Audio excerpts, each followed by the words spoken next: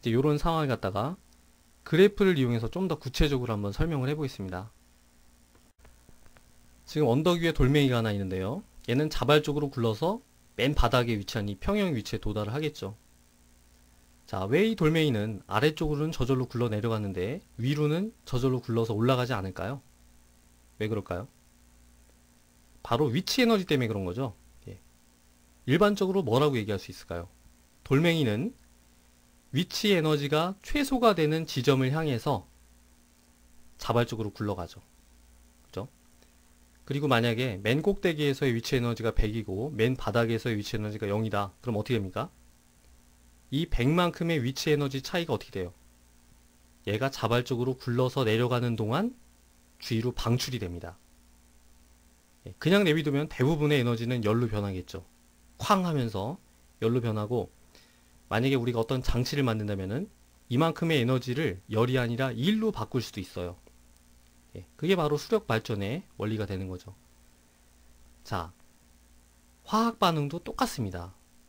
화학 반응에서는요, 이 역학계에서의 위치 에너지 대신 그 역할을 하는 게 바로 깁스 프리 에너지입니다. 우리가 방금 공부했던 깁스 프리 에너지예요. 자, 아까 뭐라고 했나요? 돌멩이는 위치 에너지가 최소가 되는 방향으로 자발적으로 굴러간다. 이렇게 얘기를 할 수 있었죠? 똑같습니다. 어떤 화학적 계는요, 그 계의 자유 에너지가 최소가 되는 방향으로 자발적으로 반응이 진행됩니다. 자, 다시 한번 말씀드리죠. 어떤 계는요, 그 계의 자유 에너지가 최소가 되는 방향으로 자발적으로 반응이 진행됩니다. 굉장히 중요한 얘기예요. 자, 그러면은 자유 에너지가 최소가 된다는 것은 무슨 뜻일까요? 자유 에너지가 최소가 됐어요. 여기서 위치 에너지가 최소가 됐습니다. 어떤 일이 일어나요? 가장 최소니까 가장 아래죠. 왼쪽 오른쪽 움직이지 않아요. 그냥 여기 박혀 있습니다. 아무리 시간이 지나도. 자, 뭐예요? 어떤 계가 자유에너지가 최소가 된다. 마찬가지겠죠. 최소가 되니까 어떤 반응도 일어나지 않는 것처럼 보이고 아무리 시간이 지나도 농도 변화가 없습니다. 바로 뭐예요? 바로 평형에 도달해 있는 거죠. 평형. 평형입니다. 자, 자유에너지가 최소가 되는 지점이라는 게 뭐냐면은 바로 평형 상태를 얘기를 하는 거예요. 평형 상태가 그 계가 갖는 자유에너지가 가장 낮은 상태입니다. 자, 근데 이거는 우리가 처음 공부하는 게 아니죠. 그 전에 15장부터 계속 얘기를 했었습니다. 평형상수가 있는데요. 평형에서 벗어난 어떤 계들이 갖는 Q값들이 있겠죠. Q가 클 수도 있고 작을 수 있는데 결국 시간이 지나면 어떻게 됩니까? 결국 Q는 K랑 똑같은 값을 가지게 되죠. 그러면서 어떤 자발적인 반응이 진행이 됩니다. 자, 어때요? 똑같은 거죠. 그래서 다시 한번 말씀드리면은 어떤 화학적 계는요, 그 자유에너지가 최소가 되는 방향으로 자발적으로 반응이 진행이 됩니다. 바로 평형을 향해서 자발적으로 반응이 진행된다. 당연한 얘기죠. 요거를 우리가 연력학적으로 이렇게 이제 표현할 수가 있고, 이 자발 과정과 관련된 구체적인 에너지 값을 우리가 델타 G를 통해서 계산할 수가 있는 겁니다. 자, 여기서 똑같이 우리가 적용을 할 수가 있죠. 만약에 지금 계가 여기 있어요. 그리고 평형 상태가 여기입니다. 그 사이의 자유 에너지 차이가 만약에 100만큼이다. 자, 여기서는 델타 G가 플러스 100인가요? 마이너스 100인가요? 당연히 아래쪽으로 자발적으로 진행이 되는 거니까 마이너스 100이죠. 델타 G는 마이너스 100입니다. 그냥 단위는 생략을 하죠. 이게 무슨 뜻이에요? 그쵸? 여기에 있는 계가 평형에 도달할 때까지 자발적으로 정반응이 진행되죠? 예, 자발적으로 그 반응이 일어나는 동안 주의해야 할 수 있는 일의 최대값, 그게 바로 100이다 이겁니다. 어때요? 여기서랑 똑같죠? 돌멩이가 자발적으로 굴러 떨어지면서 주의해야 할 수 있는 일의 최대값이 100이었죠. 마찬가지입니다. 평형으로부터 멀리 떨어져 있는 어떤 화학적 계가 평형에 도달하는 동안 자발적 반응이 진행되겠죠. 그동안 주의해야 할 수 있는 일의 최대값이 바로 100이고요. 그게 바로 델타 G의 의미입니다. 델타 G의 의미 굉장히 중요하다고 그랬죠. 델타 G는 일정한 온도와 일정한 압력에서 어떤 계가 평형에 도달할 때까지 그 주위에 할 수 있는 일의 최대값을 의미합니다. 굉장히 중요한 말이니까 다시 말씀드릴게요. 어떤 계의 델타 G 값이라는 것은 뭐냐면은 일정한 온도와 압력에서 그 계가 평형에 도달할 때까지 반응이 진행될 때 그 주위에 할 수 있는 일의 최대값, 그게 바로 델타 G입니다. 여기서 마이너스 100이라는 것은 100만큼의 일을 최대로 할 수 있다는 거죠. 자, 델타 G가 만약에 플러스 100이다. 무슨 뜻일까요? 플러스 100이라는 것은 그 정반응이 아니라 역반응이 자발적으로 진행된다는 거죠. 플러스 100이라는 것은 여기 위치하는 겁니다. 자, 걔는 역반응이 자발적으로 진행되면서 100만큼의 일을 주위에 할 수 있는 거예요. 반대로 얘기하면은 평형에 도달해 있는 상태를 다시 원래 그 상태로 되돌리려면 주위에서 최소한 100만큼의 일을 가해줘야 된다 이겁니다. 자, 우리가 이런 여러 가지 상황을 이제 구체적인 반응식을 통해서 좀 더 자세하게 보겠습니다. 자, 어떤 반응이 있는데요.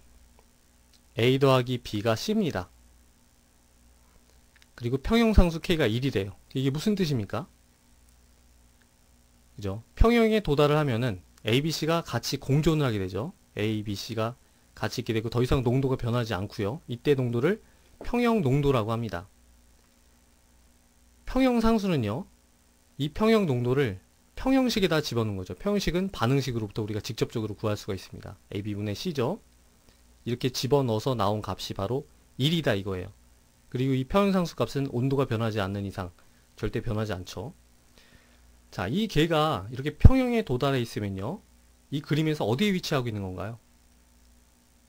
바로 여기 위치하고 있는 거죠. 평형 상태에선 자유에너지가 최소라고 했죠. 자, 그러면은 평형상수 K가 1이라는 것은 어디에 어떻게 표현할 수 있을까요? 평형상수 K가 1이라는 건요. 바로 이 지점이 1이다 이겁니다. 평형상수자 바로 이게 1이에요. 자, 이 X축이 뭡니까? Y축은 자유에너지고요. X축은 바로 반응 과정을 의미합니다. 오른쪽으로 갈수록요. 정반응이 진행이 되는 거예요. 자, 가장 왼쪽은 뭘까요? 거기에는 정반응이 진행이 안 되고 역반응이 진행된 거죠. A랑 B가 많고 C는 별로 없는 상태입니다. 거의 반응물만 있겠죠. 또 오른쪽 끝은 어떨까요? A, B는 거의 없고 C만 굉장히 많겠죠. 거의 생성물로만 존재합니다. 그리고 그 중간 어딘가에는 이런 평형 혼합물이 있겠죠. 자, 더 구체적으로 얘기를 하면요. 이 X축은 바로 반응지수 Q의 좌표입니다. 반응지수 Q.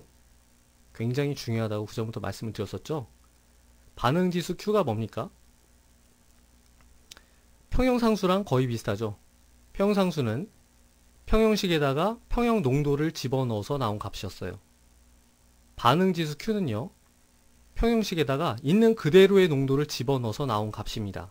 예를 들어서 지금 얘가 112예요. 그럼 이 상황에서의 반응지수 Q는 얼마인가요? 112 집어넣으면 2가 나옵니다. 자, 우리가 여기서도 볼 수 있듯이 Q는 굉장히 다양한 값을 가질 수 있죠. 아주 작은 값, 최소 0값까지 가질 수가 있죠. 완전히 반응물만 있다. C는 하나도 없고 AB만 있어요. 그러면 0이죠. 뭐. 그리고 최대 뭐 10의 몇십 승까지 가질 수 있습니다. 예를 들어서 AB는 하나도 없는데 C만 지금 엄청나게 많아요. 그러면은 굉장히 큰 값이 나오겠죠. 그리고 당연한 얘기지만은 Q는 K보다 작을 수도 있고 클 수도 있죠. 자, Q가 K보다 작다. 지금 이 그림에서 어디 위치할까요? 그죠? 바로 왼쪽에 위치하는 겁니다. 이게 Q좌표라고 그랬죠. 그리고 여기가 바로 K이자 1입니다. Q가 K보다 작다는 것은 더 왼쪽에 있는 거죠. 여기 있는 거예요. 만약에 Q가 K보다 훨씬 더 작다. 그러면은 더 왼쪽에 위치를 하게 됩니다. 그죠? 자, 그러면은 여기에다 적용하면 어떻게 되나요? Q가 K보다 작다라는 것은 무슨 뜻이에요? 평형에 도달했을 때보다 뭐가 더 많나요? 그죠? A랑 B가 더 많다는 얘기예요. 반응물이 더 많은 겁니다. 그럼 어때요? 르 샤틀리의 원리를 이용하면 정반응이 자발적으로 일어날 걸 우리가 예측할 수가 있죠. 그죠? 자, 똑같은 결과를 이 그래프에서 얻을 수가 있습니다. Q가 K보다 작으면 어때요? 여기라고 그랬죠? 자유에너지가 최소가 되는 방향으로 자발적으로 반응이 진행된다고 그랬죠? 바로 오른쪽으로 정반응이 진행이 되는 겁니다. 오른쪽으로. 자, 정반응이 진행되면서 걔의 자유에너지는 감소하죠. 바로 델타 G가 음수가 되는 겁니다. 델타 G가 음수가 되죠. 만약에 Q가 K보다 훨씬 작다. 그럼 델타 G는 0보다 훨씬 더 작게 되겠죠. 더 많이 줄어드는 거니까. 자, 델타 G의 구체적인 의미가 뭐라고 했어요? 일정한 온도와 압력에서 어떤 계가 평형에 도달할 때까지 주의해야 할 수 있는 일의 최대값이라고 그랬죠. 자, 이 그래프에서 델타 G는 무슨 의미입니까? 바로 요 의미가 되는 거죠. 예. 아니면은 아까 요거랑 요거 생각했잖아요. 요때의 델타 G 값은 요만큼입니다. 그리고 요때의 델타 G 값은 요거죠. 자, 어때요? 델타 G 값은 반드시 어떤 Q 값이 제시됐을 때만 의미가 있는 거예요. 예. Q 값이 없으면 델타 G 값은 정의 자체가 되지가 않는 겁니다. 명심하세요. Q 값이 주어지지도 않았는데 델타 G 값을 아무리 생각하려고 해봤자 의미가 없는 겁니다. 그냥 반응식이 있다. 반응식에 대한 델타 G 값이 얼마냐? 구할 수가 없는 거예요. Q 값을 이렇게 주어져야지 구하든 말든 하는 거죠. 델타 G 값은 Q 값에 따라 달라지고 Q 값이 주어졌을 때만 의미를 갖습니다. 자, 그럼 이게 무슨 뜻이에요? 얘에 만약 예를 들어서 이 델타 G 값이 마이너스 델타 G가 마이너스 100이다. 무슨 뜻입니까? 여기 있는 이 계가 평형에 도달할 때까지 자발적으로 이 마이너스가 자발적 반응을 얘기를 하죠. 자발적으로 정반응이 진행되고 그동안 이 계가 주의할 수 있는 일의 최대값이 바로 100이라는 뜻이에요. 얘가 100kJ이면은 100kJ의 일을 할 수 있다 이거죠. 만약에 100kJ/몰이다. 그러면은 1몰당 얘 1몰이랑 얘 1몰이 반응해서 C1몰이 만들어지는 그만큼 반응이 일어나는 동안 걔는 주위한테 100kJ의 일을 할 수 있다. 이런 뜻입니다. 우리가 델타 G의 의미를 이해하는 게 굉장히 중요하다고 그랬죠. 다시 한번 말씀을 드리죠. 여기 있는 이 계의 델타 G 값이 마이너스 100kJ/몰이라는 것은 무슨 뜻이냐면은 여기 있는 이 계가 자발적으로 정반응이 진행이 됩니다. 그리고 평형에 도달하는 동안 주위에 100kJ의 일을 할 수가 있어요. 최대 100kJ의 일을 할 수 있는데 얼마큼 반응이 진행될 때냐면은 A랑 B랑 1몰씩 반응해서 C1몰이 만들어지는 그만큼 반응이 일어나는 동안 그 계는 주위에 100kJ의 일을 할 수 있다 이겁니다. 일정한 온도와 압력에서. 자, Q가 그럼 K보다 클 때는 어떨까요? Q가 K보다 크다.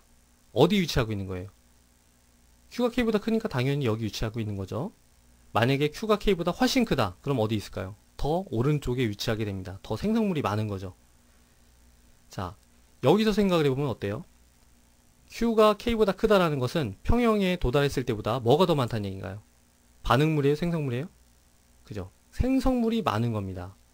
그럼 역시 이번에도 르 샤틀리의 원리를 적용하면 역반응이 자발적으로 일어날 걸 예측할 수가 있죠. 그리고 똑같이 이 그래프에서도 우리가 이해를 할 수가 있습니다. 어때요? 자유에너지가 최소가 되는 방향으로 자발적으로 반응이 진행된다고 했죠? 왼쪽으로. 왼쪽이라는 것은 역반응이죠. 왼쪽으로 자발적으로 반응이 진행됩니다. 자, 이때 델타 G는 얼마인가요? 그죠? 역반응에 대한 델타 G는 음수예요. 하지만 우리는 지금 어떤 특정한 방향을 가지고 반응식을 썼죠. 역반응에 대한 델타 G가 음수면 정반응에 대한 델타 G는 양수입니다. 예. 만약에 요만큼의 에너지가 만약에 뭐 30이었다. 그럼 무슨 뜻이에요? 델타 G가 플러스 30이다 이 얘기예요. 뭘 얘기하는 겁니까? 만약에 여기 있는 계의 델타 G 값이 플러스 30kJ/몰이다. 무슨 뜻이에요? 얘는 여기에 있는 이 개는 역반응이 자발적으로 진행됩니다. 이 부호를 가지고 알 수 있죠. 역반응이 자발적으로 진행되는 동안 주위에 30kJ의 일을 할 수 있어요. 근데 얼만큼 반응이 진행될 때? 얘 1몰이 분해돼서 얘 1몰이랑 얘 1몰이 만들어지는 그만큼 반응이 일어나는 동안 개는 주위에 30kJ의 일을 최대로 할 수가 있습니다. 반대로 만약에 평형에 도달해 있는 개를 다시 요 개로 만들려면 어떻게 돼요? 최소한 주위에서 이 개한테 30kJ의 에너지를 가해야지 얘 1몰과 얘 1몰로부터 얘 1몰을 만들 수가 있는 겁니다. 자, 좀 복잡하죠? 요 kJ/몰 요게 좀 복잡해요. 근데 그건 그렇게 중요하진 않습니다. 요거는 그리고 나중에 이제 전기화학에 가면은 좀 더 명확하게 우리가 이해를 할 수가 있어요. 자, 다시 한번 정리를 하겠습니다. 어떤 반응 A 더하기 B가 C가 되는 반응이 있을 때 Q가 K보다 작아요. 그러면은 어디에 위치하고 있나요? 그죠? 바로 여기에 위치하고 있습니다. 얘가 Q고 K는 여기 있으니까 Q가 K보다 더 작죠. 그럴 때는 당연히 정반응이 자발적으로 진행이 되고요. 그러면서 자유에너지 값은 감소합니다. 델타 G는 음수예요. 만약에 델타 G가 마이너스 100kJ이다. 무슨 뜻입니까? 그죠? 일정한 온도와 압력에서 여기에 있는 이 개가 평형에 도달할 때까지 정반응이 진행되는데 그동안 주의해야 할 수 있는 일의 최대값, 그게 바로 100kJ이다 이거예요. 자, Q가 만약에 K보다 크다. 어디 위치해요? 이 오른쪽에 위치하겠죠. 그리고 이때는 역반응이 자발적으로 진행이 됩니다. 그리고 당연히 델타 G는 0보다 크죠. 역반응의 델타 G가 0보다 작으니까 정반응의 델타 G는 0보다 큽니다. 만약에 델타 G가 100kJ이다. 무슨 뜻이에요? 여기 있는 이 개가 역반응이 진행되면서 일정한 온도와 압력에서 주의할 수 있는 일의 최대값이 100kJ라는 얘기죠. 얘를 갖다가 다시 정반응 일으켜서 여기 있는 평형에 있는 위치로부터 이 위치로 이동시키려면은 외부에서 최소한 100kJ의 에너지를 가해야 된다는 뜻입니다. 그리고 당연히 Q가 K랑 똑같을 때는 정반응도 안 일어나고 역반응도 안 일어나고 이때는 델타 G가 0이면서 평형에 도달해 있습니다. 이때는 그 개의 자유에너지가 최소값이 되는 거죠. 자, 그래서 지금까지 우리가 뭘 봤어요? 그 전에 말씀드렸죠. 델타 G, 델타 G0, Q, K, 1, 0 얘네들 사이의 관계를 아는 게 되게 중요하다고 그랬죠. 지금 뭘 공부했습니까? 델타 G 그 다음에 Q, K, 0 요걸 공부했었죠. 자, 남은 건 뭐냐면은 바로 델타 G0예요. 델타 G0. 델타 G0는요 조금 더 복잡합니다. 하지만 델타 G0는 어떤 특수한 상황에 있는 델타 G예요. 여러분들이 여기 있는 델타 G만 잘 이해를 하면은 델타 G0도 더 쉽게 이해를 할 수가 있습니다. 그럼 이제 요 다음 시간에는 요 델타 G0를 어떻게 계산할 수 있고 그 의미가 무엇인지 그리고 델타 G랑 어떤 차이점을 갖는지 그럼 보겠습니다.